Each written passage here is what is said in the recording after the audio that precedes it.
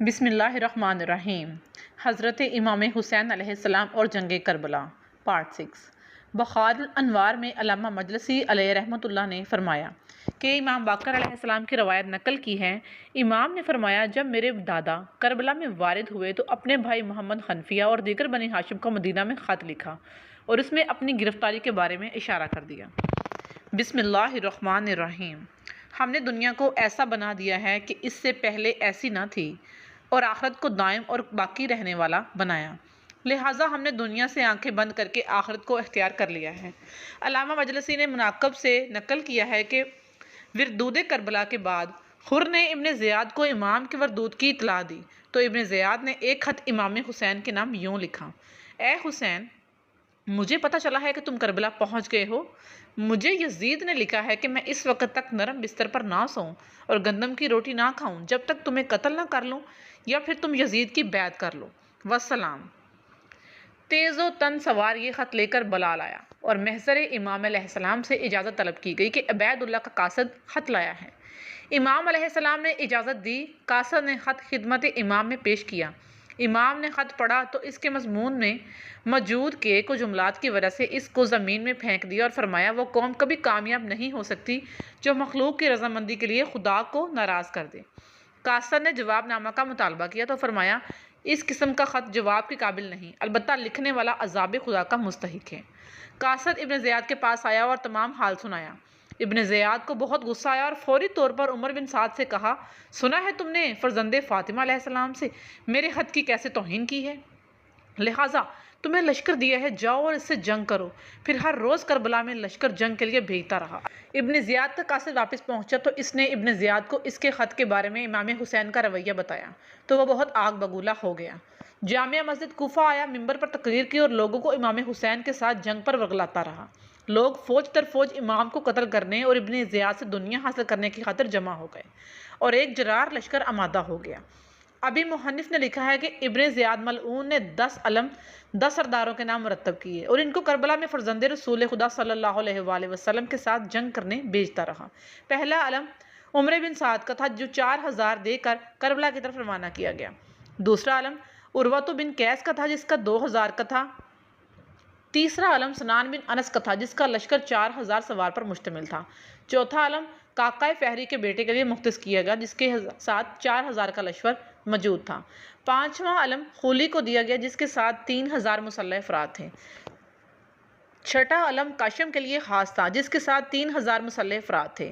सातवां अलम हसैन बिन नमीद गद्दार को दिया जिसके पास 8000 सवार मौजूद थे। आठवां अलम अबू कदार बाखली को दिया गया जिसके साथ 9000 सवार थे। नौवां अलम आमर बिन सरीमा को दिया गया, इसे 6000 के साथ सरदारी हासिल थी। 10वां अलम शबस बिन रबी पलीद को दिया गया, इसे 10,000 के लश्कर का सरदार बनाया गया। ये लश्कर 3 मुहर्रम से करबला में आना शुरू हुए और 9 मुहर्रम की असर तक रहे। जब तक लश्कर वारिद करबला हो गए तो ज़मीन करबला में तल भर जगह खाली न थी और लश्करियों ने तमाम बियाबान को पुर कर दिया था। अलबत्ता ये शुक्र बारी बारी करबला आते रहे। इस हवाले से लश्करियों की कुल तादाद 53,000 हो गई और हुर के लश्कर के साथ शामिल किया गया तो 54,000 तादाद बन जाती है। हसान बिन कायद बिन बकर अबसी कहता है कि मैं इब्ने ज़ियाद के पास बैठा था। इब्ने साद का ख़त पहुंचा जिसका मज़मून ये था, बिस्मिल्लाहिर्रहमानिर्रहीम, अम्मा बाद से हमदे खुदा मैंने करबला पहुंचते ही किसी को इमाम हुसैन के पास भेजता कि इनके इधर आने का मकसद दरियाफ्त करूं। तो हज़रत ने फरमाया कि कूफा के लोगों ने मुझे खतूत लिख कर दावत दी है, पैदर पे वफ्त भेजे, इनकी दावत मैंने कबूल कर ली और कूफा आ गया। नीज़ उन्होंने फरमाया कि अगर कूफा वालों को मेरा इधर आना नापसंद है और वो अपने वादों से मुनखरिफ हो चुके हैं तो मैं वापस चला जाता हूँ। वस्सलाम। रावी कहता है कि इब्ने ज़ियाद ने ख़त पढ़ा और कहका लगाया और कहा, अब हमने इसको इमाम हुसैन को घेर लिया है तो वो निकलना चाहता है, हालांकि अब हम इससे कतन नहीं छोड़ेंगे। फिर इब्ने ज़ियाद के इस ख़त के जवाब में लिखा, बिस्मिल्लाहिर्रहमानिर्रहीम, मैंने तुम्हारा ख़त पढ़ा तो हालात का पता चल गया। तुम हुसैन पर गिरफ्त मजबूत करो और तंग करो, यजीद की बैत कर लें। अगर वो इसके तमाम असहाब यजीद की बैत कर लें तो फिर हम सोचेंगे कि इसके साथ क्या सलूक करना है। वस्सलाम। उमर बिन साद की इमाम हुसैन से मुलाकात। साद अब्दुल फ़ताह मरहूम ने तबरुल मज़ाब में लिखा है कि इब्ने साद ने किसी को इमाम की खिदमत में पैगाम देकर भेजा कि मैं चाहता हूँ कि आपसे रात को तन्हाई में फ़ुरात के किनारे मुलाकात करूँ। इमाम हुसैन अलैहिस्सलाम ने 2 ख्वाब अपने साथ लिए और तयन शुदा जगह पर इस वक्त रात की तरीके में तशरीफ़ ले गए। जो ही फुरात के किनारे पहुंचे, उमर बिन साद दौड़ कर आया और इमाम के कदमों में गिर पड़ा और काफ़ी देर तक हज़रत का सरो सीना चूमता रहा और खुशबू लेता रहा। फिर हज़रत को एक दरी पर बिठाया और दोज़ानू होकर हज़रत के सामने बैठ गया। कुछ देर के बाद अर्ज़ किया, सिब्ते रसूल सल्लल्लाहु अलैहि वसल्लम की जो शान है वो बरकरार है। हज़रत ने फरमाया, खुदा तौफीक दे। उमर बिन साद मुस्कुराया और कहा, अगर काबिलियत हो तो फिर हर किस्म की बातें हुई। बिलाखिर इब्न साद ने अर्ज़ किया, मैं कुर्बान हो जाऊँ, आप कैसे इस तरफ तशरीफ़ लाए हैं? इमाम ने फरमाया, इस शहर कोफा के लोगों के खतूत ने मुझे अपने वतन और हरम से दूर किया है। उन्होंने इस कदर खतूत लिखे और वफूद भेजे कि मेरा मक्का में रहना हराम कर दिया था। लिहाजा पहले मैंने अपने चचाजाद मुस्लिम बिन अकील को भेजा, फिर मैं खुद इनके शहर चला आया। और तुम्हें मालूम ही है ना कि कूफियों ने मुस्लिम के साथ क्या सलूक किया। इब्न साद ने अर्ज़ किया, मैं कुर्बान हो जाऊँ, कूफियों की बात पर इत्मीनान क्यों किया? आपके बाप और भाई से उन्होंने जो कुछ किया वो आपको मालूम नहीं था? हज़रत ने फरमाया, तुमने कहा तो ठीक है, लेकिन जो शख्स राखे खुदा में धोखा और फ़रेब करे, हम जानते और समझते हुए राखे खुदा में आने वाली हर मुसीबत को खुदा के लिए बर्दाश्त करते हैं। उमर साद ने कहा, आप दुरुस्त फरमा रहे हैं कि अब कूफियों के निफाक ने आपको मुसीबत में मुब्तला कर दिया है। आपने भी जानबूझकर इन मुसीबतों को गले से लगा लिया है, लिहाजा आप अपनी इस मुश्किल और परेशानी का हल सोचें। हज़रत ने फरमाया, मेरी परेशानियों का हल यह है, मुझे मदीना या मक्का या किसी सरहदी इलाका में जाने दो। वहाँ के लोगों की तरह एक फ़र्द होकर रहूँगा और वहाँ ही ज़िंदगी गुजार दूँगा। उमर ने मुतासिर होकर कहा, मैं आपकी ये ख्वाहिश इब्न ज़ियाद को लिखता हूँ, अगर वो कबूल कर ले तो मेरे दीन और इसकी हुकूमत की भलाई इसी में है। साहिब रियाजुल कुद्स ने लिखा है, जब 4 मुहर्रम की रात उमर बिन साद के पास फुरात के किनारे बैठा था तो हज़रत ने इनसे 3 तमन्नाओं का इजहार किया। उमर ने कहा कि मैं इब्न ज़ियाद को लिखूँगा, मुझे उम्मीद है कि इन 3 में से एक को वह ज़रूर कबूल कर लेगा। बात यहाँ ख़त्म हो गई। इमाम हुसैन अलैहिस्सलाम अपने हिमे में तशरीफ़ लाए और उमर साद अपने ख़याम की तरफ चला गया। 4 मुहर्रम की सुबह उमर साद ने अपने लश्कर के ज़ामा को बुलाया और इनसे इमाम हुसैन और इब्न ज़ियाद के बारे में मशवरा लिया। बातें हो रही थी। उमर साद इमाम हुसैन के बेकसूर होने की बात कर रहा था। अचानक इस वक्त कूफा से इब्न ज़ियाद का कासिद आ पहुँचा और उमर साद के ख़त का जवाब लाया। जो ही इब्न साद ने इब्न ज़ियाद के ख़त का मज़मून पढ़ा तो बहुत परेशान हो गया और अपनी गुफ्तगू जो लश्कर के बड़ों से कर रहा था उसमें शर्मिंदा होने लगा और खामोश होकर सोचने लगा कि फ़र्जंद रसूल किसी सूरत में पिछले मर जाना की अतायत ना करेंगे और मैं फ़र्जंद रसूल से लड़ना भी नहीं चाहता और दूसरी तरफ राय की हुकूमत को भी नहीं छोड़ सकता। यही बातें दिल में लिए सोच रहा था कि एक और कासद आ पहुँचा और इब्न ज़ियाद का दूसरा ख़त दिया। इस ख़त का मज़मून ये था, ए इब्न साद, मैंने इतना बड़ा लश्कर तुम्हें बिला वजह नहीं दिया। इस कदर घुड़सवारों और तीर अंदाजों को तुम्हारी अताअत में बेमकसद नहीं दिया। खबरदार हो कि मुझे सुबह शाम तुम्हारे दिन रात के हालात मालूम होते रहते हैं। बकौल मुनाकब ये भी लिखा कि हुसैन पर हालात को तंग करो ताकि वो जंग करें या यजीद की बैत कर लें। मोहलत नहीं देना और हुसैन पर तंगी करने का मतलब यह है कि इसका पानी बंद कर दो ताकि इसको तकलीफ़ हो और वह बैत करे या जंग करे। वस्सलाम। दुश्मन के अल्फाज साफ ज़ाहिर हैं कि तलख ही होंगे, लिहाजा बेअदबी की सही अकासी करना नागुरेज था। इब्न साद ने ख़त पढ़कर बहुत हैरान और परेशान हुआ और इब्न ज़ियाद पर लानत भी की और सारा दिन इसकी हालत मुतगय्यर रही। जो ही रात हुई तो मौसक रवायत के मुताबिक इमाम हुसैन दुखी दिल और परेशानी कैफियत में खीमा के दर से 14वीं की चांद की तरह निकले। पैगंबर का अमामा सर पर था, इनकी ज़रा पहनी हुई थी कि एक सहाबी से फरमाया, जाओ इब्न साद से कहो मैं दोनों लश्करों के सामने तुमसे मिलना चाहता हूँ, अलबत्ता गुफ्तगू तुम्हारे। इब्न साद को ये पैगाम पहुँचा तो वो लश्कर से बाहर निकला और इमाम भी रवाना हुए। एक जगह बैठे हिफ्स और दुरैद उमर के मुहाफिज साथ खड़े थे और हज़रत अब्बास और हज़रत अली अकबर इमाम हुसैन अलैहिस्सलाम के मुहाफ़िज़ बनकर खड़े थे। उमर बिन साद ने कहा, इब्न ज़ियाद ने कहा है, आज के खतूत में ताकीद की है, आप हर सूरत में यजीद की बैत करें। अगर बैत नहीं करते तो पहले आप और उसखा पर पानी बंद कर दूँ, फिर आपसे जंग करूँ। जिस तरह उस्मान को पैसा कत्ल किया गया था इसी तरह आपको पैसा शहीद करेंगे। इमाम अलैहिस्सलाम ने इब्न साद की बातें सुनी और बतौर नसीहत फरमाया, हाय अफसोस तुझ पर ए इब्न साद, क्या तुम खुदा से नहीं डरते? क्या तुम्हें क़यामत का यकीन नहीं? पिछले मर जाना की इताअत करते हो और मेरे कत्ल पर कमर बस्ता हो गए हो, हालांकि तुम जानते हो मैं कौन हूँ। अगर तुम्हारे हाथ मेरे खून से रंगीन हुए तो क़यामत के दिन तुम्हारी हरगिज़ नजात ना होगी। उमर इब्न साद ने अर्ज़ किया, मैं कुर्बान हो जाऊँ, मैं आपको अच्छी तरह जानता हूँ, आपके ख़स्ब नसब का तमाम बेहतर समझता हूँ। आप सिब्ते पैगंबर सल्लल्लाहु अलैहि वसल्लम, फ़र्जंदे हैदर और जनाब फ़ातिमा ज़हरा के दिल का मेवा हैं, लेकिन आप 2 कामों में से एक काम ज़रूर करें, वरना इब्न ज़ियाद की जुल्म की शोले की आग आपको और मुझे भी जला डालेगी।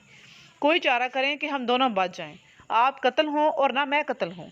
इमाम ने फरमाया, इसका हल यह है कि 3 कामों में से एक काम करो, मुझे रास्ता दो ताकि मैं मक्का या मदीना की तरफ लौट जाऊँ। मुसलमानों के किसी शहर में चले जाने की इजाज़त दो ताकि वहाँ एक आम मुसलमानों की तरह ज़िंदगी गुजार सकूं। मुझे इजाज़त दो कि मैं खुद यजीद के पास जाकर शाम चला जाऊं। ए उम्र साद, अगर 3 रास्तों पर एक जाने की इजाज़त दे दे तो तुझे भी नुकसान ना होगा और मेरी हाजत भी पूरी हो जाएगी। रावी कहता है, खुदा की कसम मैं इमाम हुसैन अलैहिस्सलाम और उम्र साद की गुफ्तगू सुन रहा था कि इन 3 रास्तों के अलावा कोई और बात भी इमाम ने ना की।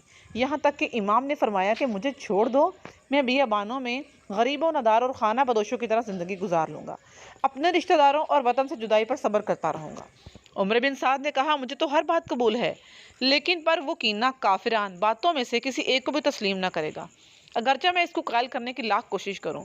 मैं अपनी तरफ से कुछ सिफारिश लिखूंगा, शायद इन रास्तों से एक रास्ता दे बादशाह हिजाज से शर्मिंदगी से बच जाऊं।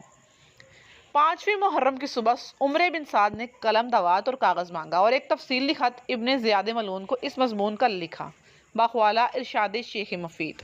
तारीफ़ उस खुदा और मुस्तफ़ा की, अमीर को मालूम हो कि खुदावंद करीम और वाजिब तज़ीम उखद ने हमारी मुराद पूरी कर दी है और हमारे दिली मकसद को पूरा कर दिया है। और वो आग जो भड़क रही थी, जिससे घर तक जल जाते, जो आग हिजाज से इराक तक शोलावर थी, तो इसे खुदा ने बुझा दिया है। वो बातें जो दोनों जानिब से मुख्तलिफ थी, इन पर तशवीश थी, तो खुदा ने इनको जमा कर दिया है। और अमर खिलाफत जो उम्मत के दरमियान औलियत के बाब में था, इसलिए भी खुदा ने इसलाह कर दी है। खुलासा यह है कि फितना की आग ठंडी हो गई है, तजावज़ करने वाले हाथ पीछे हट गए हैं, फसाद इसलाह में और तफरका इत्तेहाद में बदल गया है।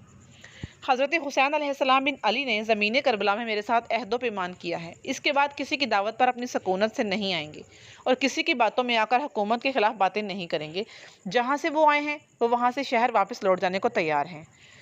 यादो दराज के किसी इस्लामी शहर में जाना चाहते हैं, या वो आम मुसलमान की तरह ज़िंदगी गुजारेंगे और किसी बात में दखल ना देंगे और किसी से अपनी बैत ना लेंगे, या खुद वो शाम में यजीद के पास जाने के लिए तैयार हैं, यजीद के हाथ पर राहत रख कर बैत के लिए तैयार हैं। फिर जो फैसला यजीद करेगा वह मंजूर होगा। ये जुमला इमाम हुसैन ने नहीं फरमाया था, बल्कि इब्न साद का जुमला था। इन 3 ख्वाहिशों में दीन की इस्लाह और हुकूमत और रैयत की भलाई है। खुदा की रज़ा भी इसी में है। अब आपका क्या हुक्म है? वस्सलाम।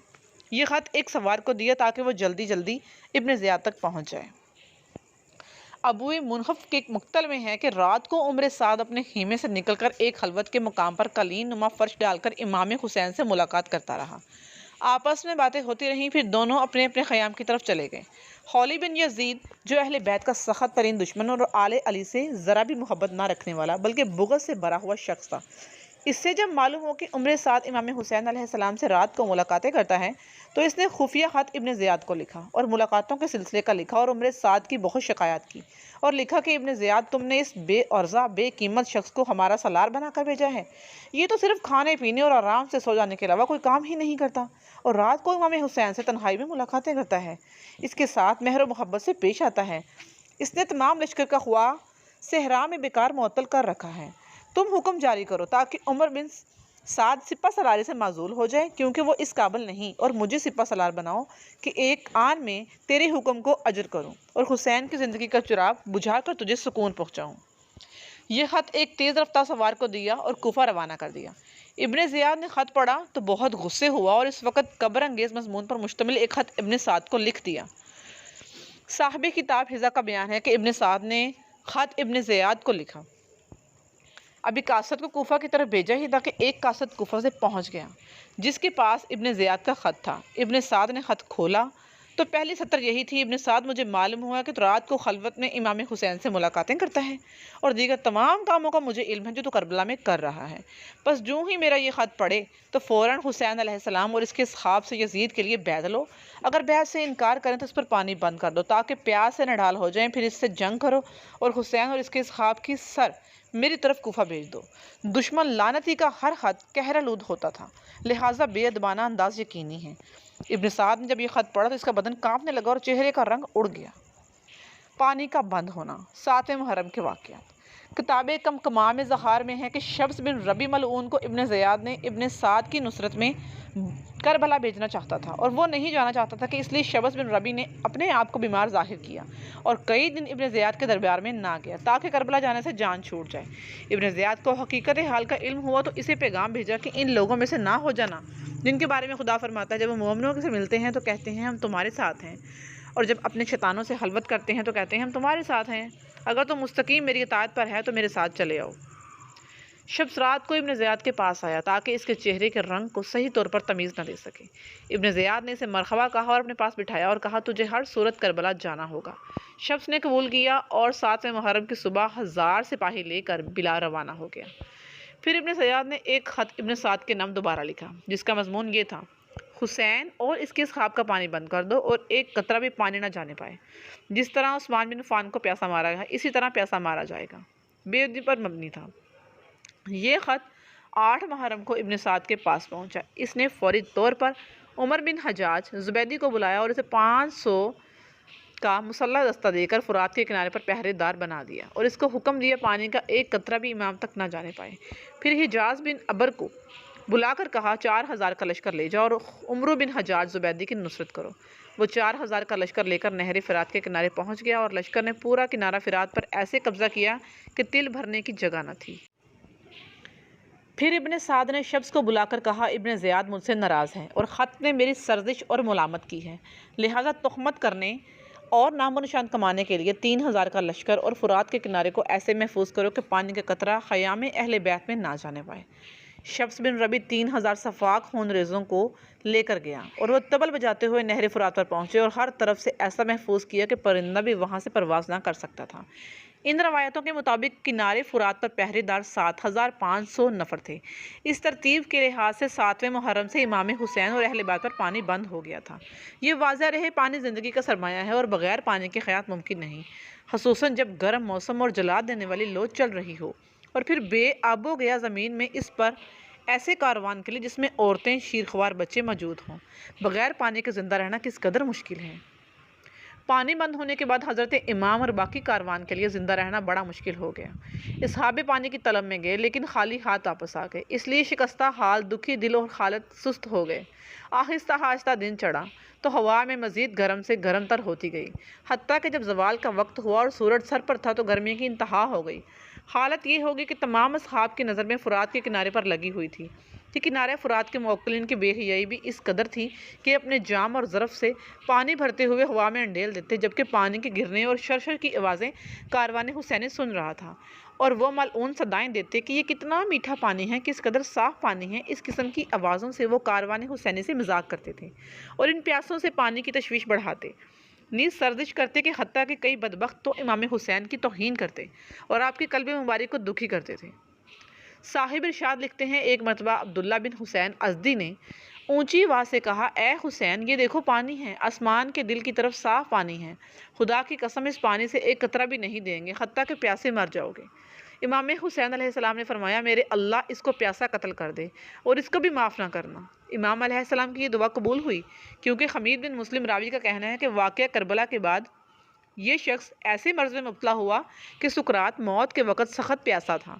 मैं इसकी ये आदत करने को गया और बार बार पानी पी रहा था, लेकिन प्यास ना बुझती थी। वो इस कदर पानी पीता कि इसका पेट मशक की तरह पुर हो जाता, पर इस पानी की कै आ जाती और इसी हालत में इस बदबख्त का आखिरी वक़्त हो गया। बहरे सूरत जब ख़याम इमाम में प्यास की शिद्दत महसूस की गई, बच्चों और औरतों ने निढाल होना शुरू किया, तो इमाम अलैहिस्सलाम ने एक हथौड़ा उठाया और ख़याम अहले बैत से 19 कदम क़िबला की तरफ जाकर हथौड़ा ज़मीन पर मारा। वहाँ से साफ़ और मीठे पानी का खुशगवार पानी का चश्मा फूट पड़ा। अमाम असहाबे अहले बैत सब ने सिर होकर पानी पिया और मशकें और बर्तन भी पानी से भर लिए। फिर वो चश्मा गायब हो गया। जासूसों ने इब्न ज़ियाद को इतला दी और इमाम ने चश्मा निकाला है, तो इसने इब्न साद को ख़त लिखा, मैंने सुना है कि इमाम ने चश्मा पानी का खोदा है, वो इसका पानी इस्तेमाल कर रहे हैं। मेरा ख़त पहुँचते ही वो चश्मा बंद कर दो और इन पर इस कदर सख्ती करो कि किसी किस्म के पानी का कतरा भी वो ना पी सकें। ख़त मिलते ही इब्न साद ने कारवान हुसैनी पर सख्ती और बढ़ा दी। अपने लश्करियों को तकीद की, कारवान हुसैनी के किसी फ़र्द को एक कतरा पानी ना पीने दो। आखिरकार पानी ख़याम में ख़त्म हो गया। प्यास बढ़ने लगी, हत्ता के बच्चों की ताश और ताश की दुखी आवाज़ें हर सुनने वाले साहिब दिल को मुतासिर करती थीं। इस वक्त इमाम हुसैन अलैहिस्सलाम ने अपने भाई हज़रत अबुल फ़ज़ल अब्बास को बुलाया